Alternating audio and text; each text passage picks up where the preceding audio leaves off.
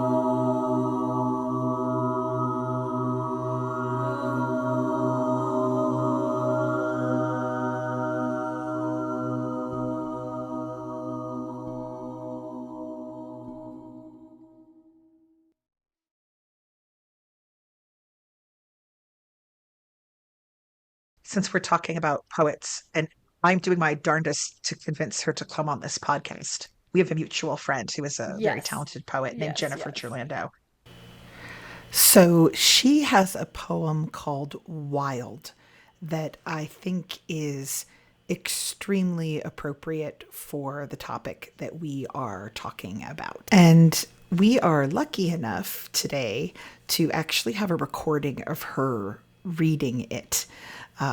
Anyway, here it is. Enjoy. Wild. We are made of dreams and matter. We form to the music of our mother's heartbeat, surrounded by whispers of the secrets of the universe, a physical body slowly stitched to our soul.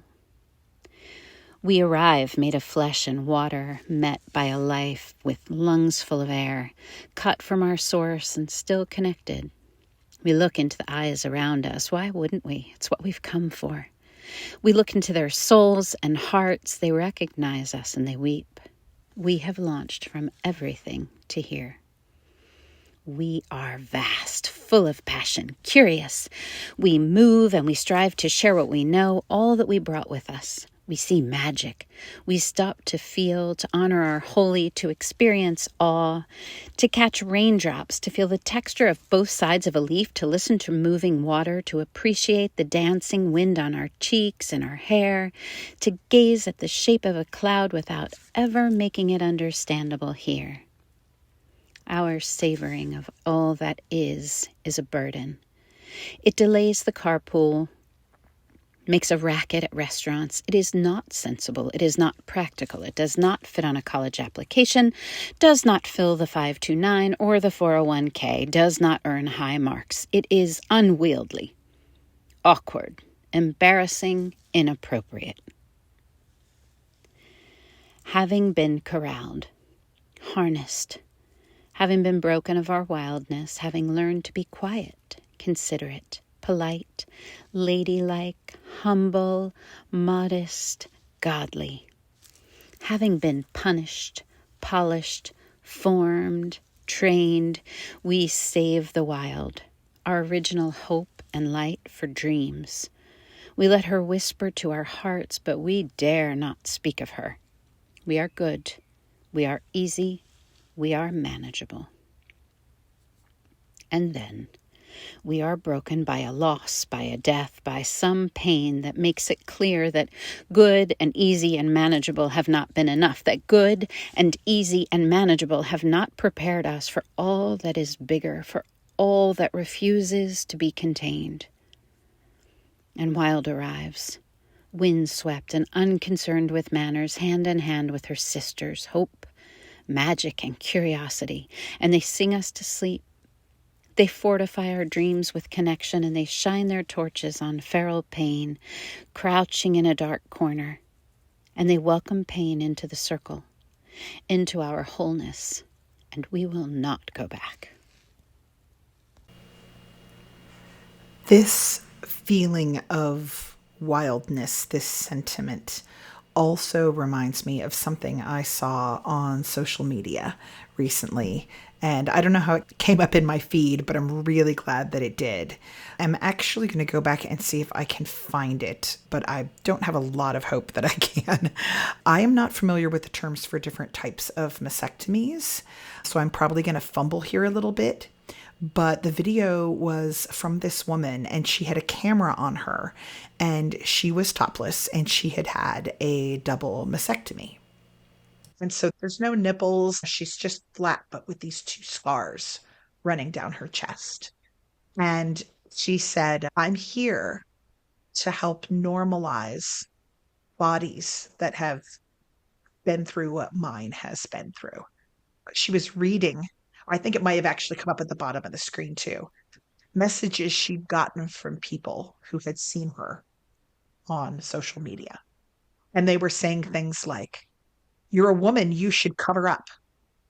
And she said, what am I covering? I have literally less to see than a topless man right now. I am flat. I have no nipples. What am I covering up?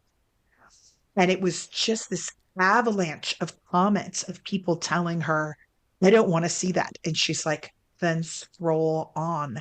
You're not my intended audience.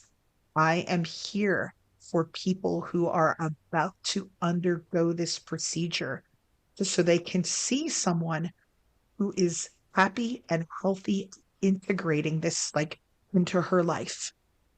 And my heart just went, oh my God, I love you so much. And I'm like, I think I hit post like as fast as I've ever hit anything to repost. She had been on a journey most people cannot fathom. And yet they were taking the time to write to her and telling her she should cover up because she was a woman, and even asking her if she was still a woman because she didn't have breasts. Wow. Yes, absolutely insane. And so, what she was doing was she had been through a lot. She had the scars. She was never going to be able to erase what happened. So, what did she do? She integrated it. She turned a camera on herself. She said, I am going to get on the biggest social media platform in the world, and I am going to say, you can survive this. Look, I did. That is so amazing and so Yeah. brave. I remember my grandmother had breast cancer and had a mastectomy on one side, and then eventually died of it because it came back as liver cancer. But I remember she needed to show me, like she needed someone to witness what was there, what it was like now. And I don't think she had anybody that she felt comfortable with. But I remember, I guess I was in college, it was really important to her to have me just see, like, look, this is all that's there now. Like, that there's just nothing, there's nothing there. And expressing that she didn't feel like she was as much of a woman because she still had one breast. It Yeah. was like this, just, I need you to just see what this looks like. Somebody needs to see and witness. And I think about what it would have done for her to have seen this incredibly brave, beautiful woman saying, hey, you can be beautiful and strong and every much as a bit of a woman, and this can be what the front of your chest happens to look like. And Right. how many people benefited from her bravery and her ability to integrate and move forward and turn it into a blessing for others and something that could help to hold other people up. And I think that's one of the biggest blessings in our bent low under the ice kinds of moments. By going through those things, we have not only a compassion for others going through either similar things or going through anything where they are bent so low, then we also have the fact that we know that we stood back up. And, the fact that we were bent low, it's always going to be there. But the compassion that it inspires and the ability to identify with and understand someone else and to see someone else in their pain is something that I don't think you can come by any other way. And Yeah. if we all went back and erased those things, would we be able to connect in the same way? Or, so many times I think, the things that we go through, a lot of the things that are the things that bent me so low, they spurred me to be doing what I am now and to have this never ending push to find the thing that would make the difference. And one of them ended up being the spirit release and the holy fire stuff. And without that continual push to search for spiritual answers and other things that were happening and understanding, I wouldn't be where I am now. And I think so many people have taken, just like that woman, have taken something that was really, really hard and turned it into a way to prop up others going through similar things. And, Yeah, I think that's that integration, how we can integrate it and find almost like alchemizing it. We're taking it and we're using it as fuel to find another place for ourselves to grow and expand, or as fuel to help to support others and to help hold them through these things. This reminds me of something that happened this weekend. Um, so I'm sure those of you listening know I have it's a non-life threatening heart condition. But if I don't sleep well and I get exposed, I get dehydrated, my heart starts to race. And it's not life threatening, it's just real uncomfortable. And I have difficulty focusing. And basically, I need to take medicine and lie down. So we were on our way, a whole group of us lovely, powerful women who'd gone to dinner together were on our way back. And Gente and I are in the back seat of a car, and she's squished in the middle, and I'm on the right.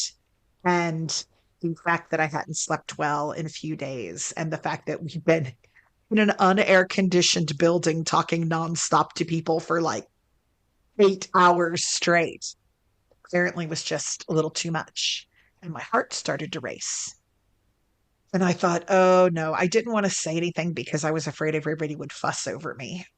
But I also needed to tell people that if I got punchy, and I also needed to tell them that I needed some water to take my medication. So we're on our way to the closest gas station to get water, and I'm sitting in the back seat. And Jen, first off, was like, roll down the window, get some air. And then she started to sing. And I've had a lot of these episodes over the years, a lot of them. And the older I get, the more stubborn they are about going away. We are now at the point where I know they will not go away unless I have the medication. And sometimes, even if I have the medication, they don't go away until I basically put myself in a refrigerator and go to sleep. Right. So we're in this warm car. I don't have anywhere to lie down and go to sleep. I don't yet have the water to take the pills. And Jen is singing to me. And then Samael started to sing to me. And so I started singing to try to vocalize as best I could what he was doing. And then Jen's song started to change. And between the two of them, as Samael and Jen were singing together, I felt my heart start to right itself. And it was rough because I was trying to stay calm, but at the same point, I was like, oh my God, this is fixing. Like, I haven't taken the drugs yet. Something is going on here where this is starting to fix things. I'm starting to feel better. And here we are in the back seat of this crowded car at, 10:30 at night, coming back from the pizza place, basically having Mystical Musings podcast crammed into the back seat of a car with Jen channeling song and Samael singing along with her, and me trying to use my little feeble voice to bring through what he's singing. And I'm feeling things shift. I'm feeling things move in my body. I'm feeling the rapid rates slow down. So that by the time we got the medication, it was almost like an afterthought. Like, I took it and went back and laid down, and within probably 10 to 15 minutes, I was right as rain. And I was amazed by that. But I also kept thinking about how that moment of what we would call healing wouldn't have happened if Jen and I hadn't been on this journey together over the last several years. If it hadn't been made up of all of the ups and downs of our daily lives being shared, if it hadn't been conversations about how we're butting our heads against certain ideas and overcoming things, and if we hadn't laughed and cried together, that moment of healing wouldn't have happened if I hadn't been brave enough to say to her, there's an angel that sits at the foot of my bed. I think I'm crazy. I think I might need to go to the hospital. The integration of our two lives and our struggles and journeys brought me a little bit of healing in the back of a crowded car. And if I had simply not been on this journey. And I would never have been on this journey had I not been seeking because I had previous scars I needed to deal with. Then that moment of healing would never have come through. And let me tell you, there is nothing more wonderful in this world than sitting in the back seat of a car next to Jennifer Taylor, raising your voices together on a dark night. It was really beautiful. And I have to say, getting to sit there and sing with you too was really, really awesome. That was Thank you. something that we've never done. We've never sung I don't together. sing. And it was beautiful. I was like, this is really cool. It was wonderful. I feel like at some point we need a folks, what do you think about a mystical musings day retreat where we all gather around a bonfire and sing with Jen Tay? I'm down for that. I think it sounds fantastic. We can get Absolutely. together and integrate. Wouldn't that be lovely? Yeah, we can sing Mm, and move and integrate and help to shore each other up. I know we've mentioned this before on a previous podcast, but it was a long time ago. And I'm going to mispronounce it just the same as I did then. There's a Japanese technique. I know it's spelled Kintsugi, kintsugi. And it's when a piece of like an old teacup or a bowl has broken. And instead of simply gluing it back together, they mix gold dust in with the lacquer that they're going to repair it with. So when the teacup or the bowl when the pieces are put back together, you can see in gold the outline of where it shattered. You can see where it broke. You can see where it struggled. And that is immortalized in gold and becomes part of the design of the vessel. So I think that's a really nice metaphor for our conversation today. You are the vessel for your divine soul.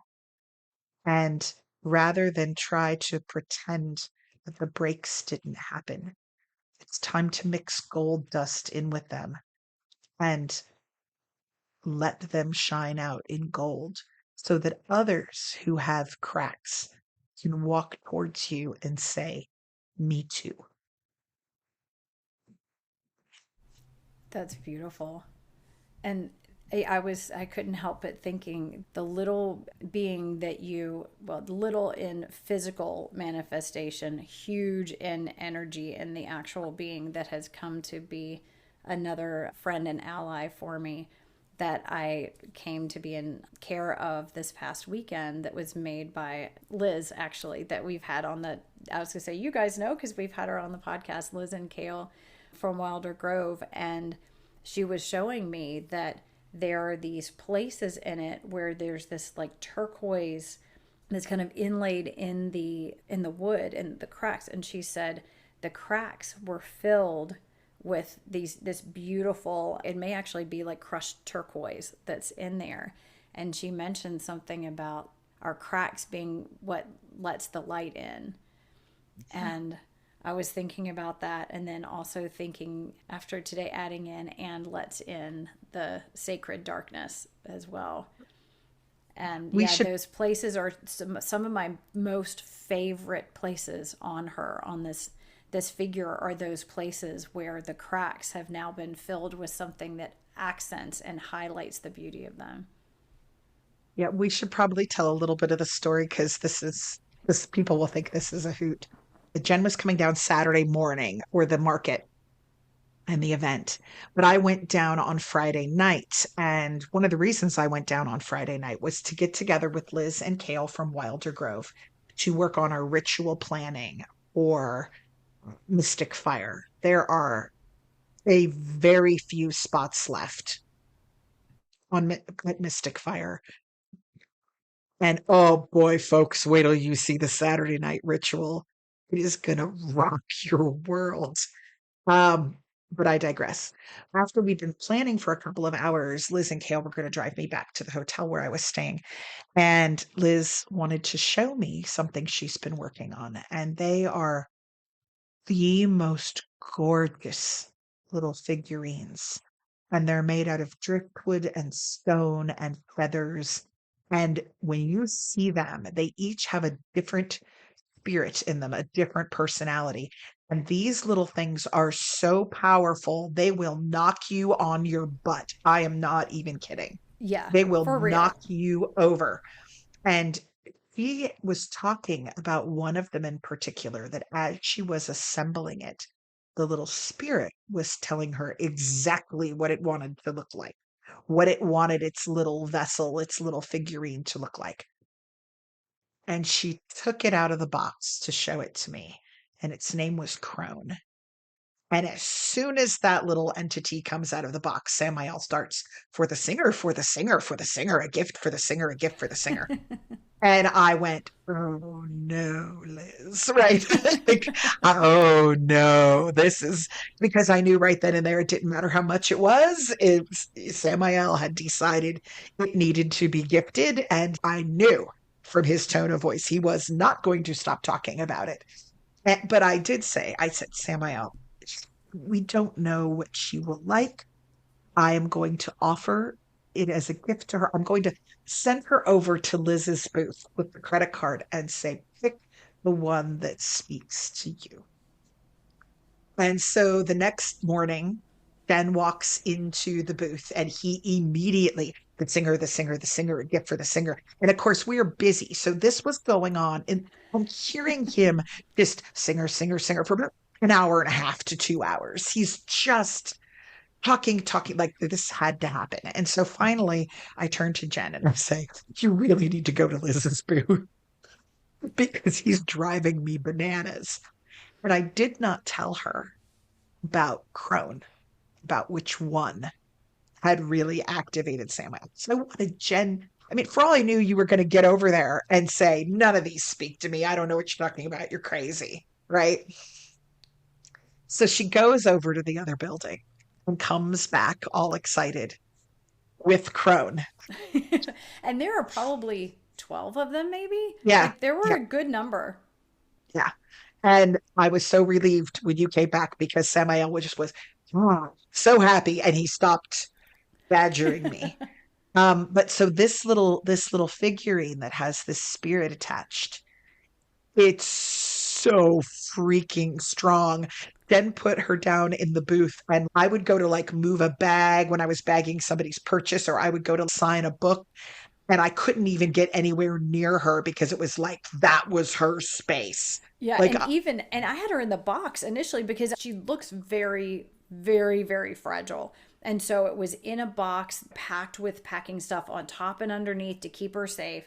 And I'm sitting there just holding her in my lap because I was like, this is so, like, I have to make sure that nothing happens to her. And I'm not kidding you, the box started shaking. I was holding it and the box was vibrating in my hands. And I was like, oh my gosh, she's like, get me out of this box. And I was sitting there holding it going, I mean, this is a busy market, a table, we're moving all over the place. This isn't oh yeah, we safe. were hustling. And she said, I have been around for eons. I am not as fragile as you think. Put me out. I have work to do. And I was like, okay. So I open the box and I clear off the stuff and I sit her kind of behind this easel that's facing out. And yeah, and every time we would go to sit, like somebody brought us, lunch, and we were so grateful when I went to sit like the mints down. And every time you would go to sit something down, you would hear her go, no, like not here. She had like claimed the sacred this space in front and around her as sacred. And anytime we would, and I mean, it was busy and active and we're doing all these things. And it was clear as day when we would go to start to put something there by accident. It was like, no. She is hardcore. And I have to tell you, Jen, there was one I saw the night that she was showing me them. It stuck in my head. And then I went back over to get more Mystic Fire postcards from them later, and it's still there. And I think I might contact Liz and see if she still has it because there's one called Solstice. Oh, And the wood that she is made out of has a hole on one side. like she's missing a piece, or maybe it's a gate. And I can't stop thinking about that little space, about that space that could be a wounding, or it could be a bridge to another place. And I think that little entity is about manifestation and integration. And so that's what I'm probably going to do at the end of this podcast. Liz, if And you're listening, I think you just made another sale. I was gonna say, by the time Well, she's listening, she will have already made a sale because I am absolutely going to get that one for you. So you are not. you bought me mine, and I allowed you to do it because the Seraphim was so insistent. I was like, I am not going to even bother to try to offer, but this can just be our, happy Good. Yule. We had agreed before. I was willing to receive, but yeah, I that can't. feels very, very, very good to me. So yeah, Liz Well, is then gonna you're going to get be it. like get a barrage of like, please, please tell me you have solstice. Yeah, Yeah, I and I think her am name is telling you, Solstice. the these are unbelievable. I had no sense. I thought I would go over there and I would be like, oh, this one's kind of, I kind of gravitate towards this, or this is kind of nice. But as I approached the table, there were people standing in front. And so I was sort of standing back, and I had this wave of energy. I had this image of me being hit by a wave of energy and just like being smacked down on the concrete behind me. And I was like, Wow. oh my gosh, I need to like change my physical stance to make sure I am literally not knocked over by it. And when the person moved, and I told Liz why I was there, and she was like, here you go. And here they were all in these little rows lined up. And the amount of energy coming from them was so strong and palpable. And there were a number that I was like, yeah, like I could really feel their energy and really feel the presence. But yeah, I got to that one and it was like, whoa, like this just incredible. And I started crying. I couldn't Oh, not cry. Like there was such emotion and it was so strong. And I kept hearing teacher, teacher, teacher. And I was like, this is my teacher. Like she is here to teach me. And the energy was so strong and so commanding. And as I was even trying to tell Liz, like, this is the one. I'm like, I just kept crying. There was so much emotion and I was blown away. I was like, I mean, if you were just thinking of it as what's physically there, it's like, oh, it's a really cool looking figurine. But so I started talking to her about it, and she was saying that it starts as just a piece of wood that calls to her, like that she'll find in the woods. And then she continues to work with her relationship with it and build the relationship and listens and listens. And they will tell her, she will come into relationship with the being that is in there. And it will tell her how it wants to be shaped. And she will learn and start to sort of carve away and find and then adorn it exactly the way. But she said this one had the strongest personality of any that she's had, where it was like absolutely like, no, not right, not right. And when she put the little stone on for its face, you can see a face in it. Like yeah. it is clear as day. And she was like, there was no face on that stone. It was just a little pebble, like a little Yeah. river pebble that when she put it on there, she was like, whoa, there it is. There's your face. So Oh my yeah, God. I highly recommend looking. Maybe we can have like a link to I know. I'm something like, where we if need people to. can access and see the other ones that she has, because they are absolutely no doubt in my mind that there are individual nature spirits that are there that Yeah. are strong. And Samael was telling us that Yeah. her name is the keeper of Omnivara and the keeper of Yes. stones, and has this whole thing. So Yeah. yeah, they She are is a amazing. crone, Yes, she but is a there's more. crone. She has more Exactly. to her. Um, yeah. I'm like, now I'm sitting here going, oh my God, what if we put Solstice and Crone back in a room together Oh my while we're goodness. doing Power of I was gonna Story? say for Power of Story, you can bring them and I can only imagine They can the visit. power they bring Well, together. yeah, we are definitely, I'll reach out to Liz after this and say, can we add a link to it or something? Because there may be other people listening who would love to have a literal vessel for a nature spirit sitting on their altar. I mean, the shifts. I have to tell you, I'm a little scared of Crone. I just well, we were. I am too. There is a She's level of so respect that she strong. commands, and it's like, no, this is and I'm like, okay. Oh, and I went to send a picture. I was thinking I really want to send a picture of her to my husband and tell, because knew I was going to tell her all about him. And I went to get my phone, and she said I will meet him in person. I'm like, okay, no pictures. Like, No pictures, please. No pictures. Yeah, I mean, it was really funny. We were very crowded in this little tiny booth, and I think she had more space than we did combined because she was just like, whoa. And so I'd be like, hang on, oh, I'll be doing this in my lap. I'll be with you in a second yeah, because I was like, Crone is taking space here. yeah. She absolutely And is.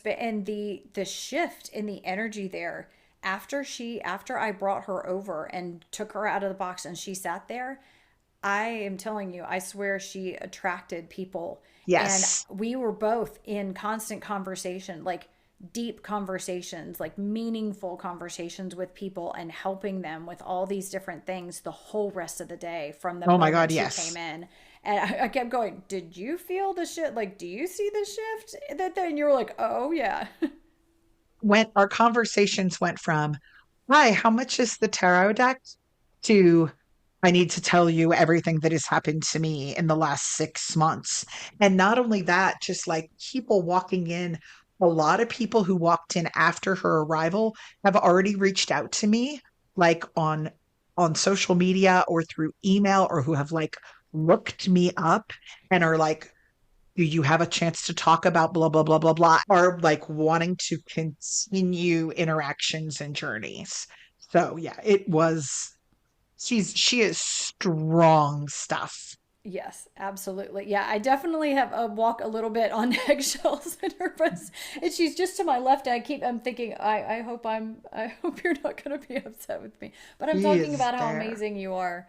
But now Ugh, she is surrounded by the stones that I feel like she's yeah. here to tend and teach me with. So, yeah, so she's now surrounded by those amazing stones that I brought back from Vermont, and looks very much at home.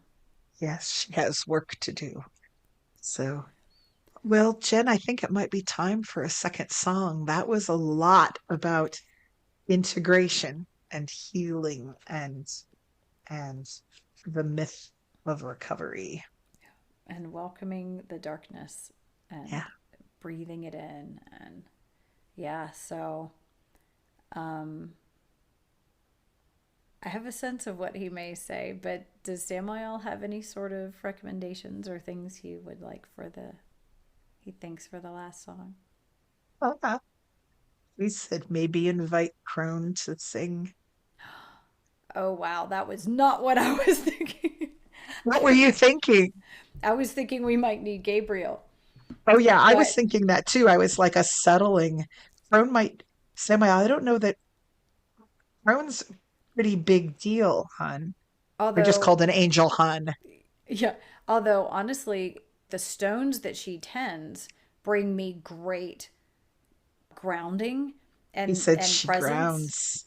And so yeah, it's like the if she is the keeper of the stones, that's right. He had said that she keeps the stones and that she is here to help to tend to them, to help them keep up their energy and their connection while they're here. And so yeah, if that's what she is doing and those stones, I should probably be less intimidated by her and more just in a state of gratitude. He says, let her bring us back down from the skies. We've been up Okay. here for a couple of hours, Yeah. coming to earth, coming to stone. Well, I am really excited to see what this is going to be like. I'm a little nervous. I kind of feel like if there's someone else in your house in case you explode. Like, is there someone there who can provide medical support? There are. My parents are in the house, so we will be just fine. But I have complete confidence that she is wise and she is connected to the earth and grounded, and I have complete confidence that she will know how to kind of regulate how much she sends and what she sends so that she doesn't blow my circuits wide open. Yeah, and he says, Michael stands by. Sing with her, do not become. Because apparently she Oh, can blow your. yeah, I'm glad he said that because typically the way I do that is I invite them sort of into me and I sing that way. So I am glad that he mentioned yeah, don't do that, sing along with her, not. He says, perhaps soon. This is a meeting. So Gotcha. just We keep need to work Michael our way in around. there. Keep Michael around just to kind of keep things balanced. So if the energy gets too intense, that sword is there to kind of cut it from getting too high. Otherwise, you may find yourself napping for the next 3 days.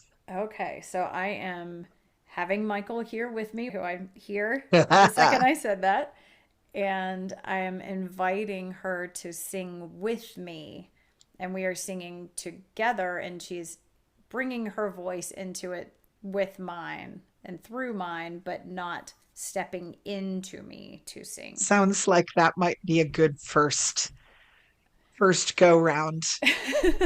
I'm so glad Otherwise, you said that because otherwise, I was going to be like, yep, step right on in. otherwise, my email to Liz will be, Hi Liz, do you have any pictures of the nature spirits that we could put out for our listeners? By the way, you'll never be hearing from Jennifer Taylor again because she exploded. Do you have any advice for how to get that Crone out of the building? Because the mountain is now half the size it was. They'll be like, you might want to put a warning next to your things. Do not invite them to come into you and sing on your first go round. We Should be don't want fun. this to be a cautionary tale. Samael's very intrigued right now, and I have to say I'm right there with him. Oh boy. Okay, well, here we go. I have to pee, and I'm afraid that the amount of energy is going to make me pee myself. So I'm going to pee and then I'm going to come back. Okay, I think that definitely needs to be left in the podcast, is that I'm afraid the amount of energy is going to make me pee myself.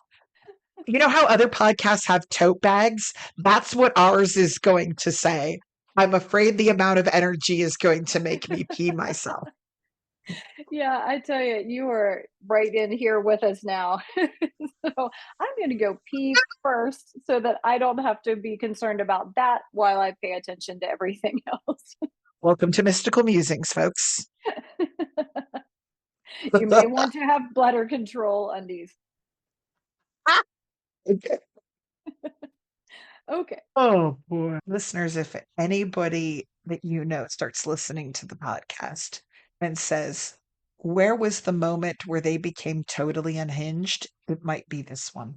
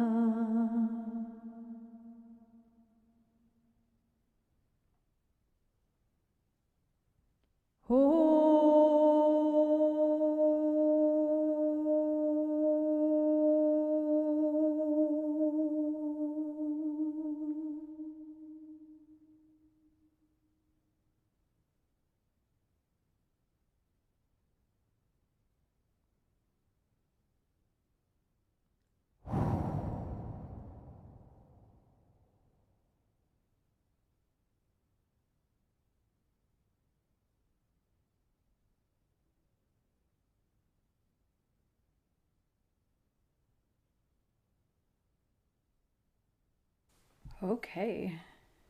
So, for those of you who could not see what I just saw, Jenn basically turned inside out. You were making a shape with your body on the floor. And I'm like, is she a Yeah, so you know how he talks about when I invert myself? Samuel talks about that was the inversion. So I was shown to get the two big Vermont stones that stand on either side of her. And so I took them and I thought, yeah, that'll feel good because that always really helps to ground me. And so I'm singing, and as I'm singing, I'm moving with these stones that are huge, like bigger than the size of my palms, and I'm moving them at the same time. And I could totally, like, she was on my left and Michael was on my right, and I could hear him ringing in my ears on the right, and I could kind of feel her energy. And it was like there was the lower parts were her, I think, and then those like, oh, those higher parts were him. And I felt like he was sort of balancing things out. And at one point, it was like, yep, okay, put your forehead to the ground, which happens to me fairly often. And Samuel talks about it as when I invert myself. So I'm basically put my third eye onto the ground. And I'm like, so now I'm going to have to figure out how to continue singing this on my knees. So my knees are on the ground, and I'm bent over with my forehead on the ground and my hands on either side holding these stones. So I'm singing upside down with my behind in the air, my forehead on there, and my hands on there. And then she showed me I had to take my arms out with the stones and put them together behind my back. So what does that do for your lung capacity while trying to sing? it is not helpful. If you're trying to sing, I don't recommend bending yourself over more than in half and being upside down. Yeah, so I'm like that, and then I'm holding these heavy stones out behind, together behind my lower back, with my forehead still on the ground, and continuing to sing until I was brought to come up onto my. I don't remember if I ended up on my knees. I think I ended up like standing kind of upright on my knees, and my hands came all the way up then, and that the stones came together above me, and that was where we ended. But that was really interesting. I was like, am I really capable of continuing to sing and the high parts upside down and with these and holding these stones where I was just balancing on my head, on my forehead on the ground? I honestly was shocked you were still making noise of any kind. I Because was too. if that had been me, it just would have been a lot of gasping and groaning. I That I had a was like, lot of help to do that energetically. That is not something that I would have said would have been physically possible. So there was a whole lot of help in supporting me and somehow giving me a lung capacity that didn't seem possible in that shape. Samael says the inversion is a circle, a positioning for birth. That Okay. it's you shifting for something Oh yeah, it's big like the to be baby born. turns, you know, head first to come out, Yep, ideally. come out. Yes, yes. I do have some words that came through during that, which are really interesting, I think. Here we go. Samael said, Stone, when we fall to earth, we fear the landing, the impact, the pain, the sending out of energies. the seismic shift, bruising, breaking, the crush. There is nothing wrong with that. We wish to avoid injury and preserve ourselves. It is how we are designed. But it cannot be avoided forever. The milk sours, the drink becomes vinegar, the tree falls. Let us not set those times completely aside from our journeys and lives. Let us not strive to completely forget. Let us understand that the fall can also create, that it pushes energy in a new direction, that it makes an equal and opposite reaction can be directed and used. Grasp that magic and master it. Wow. And that makes me think of that woman on the video showing her scars. Something fell, something broke, something created scars. And she's grasping the energy produced from that experience and mastering it. I will try to find that video and put it in the show notes if you guys would like to see it. It's on Facebook. That would be wonderful. I would love to see it as well. Yeah. Wow. So. Well, thank you to all of you for sticking in here with us for another, I'm sure has become 2 episodes.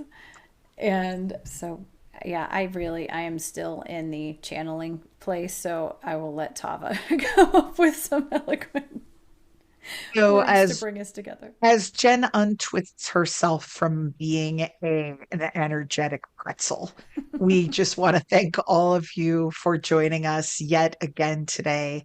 We enjoyed meeting so many new listeners this weekend when we were together. And until next week, go out there and integrate when you can, and know that you are not alone in doing it. Oh.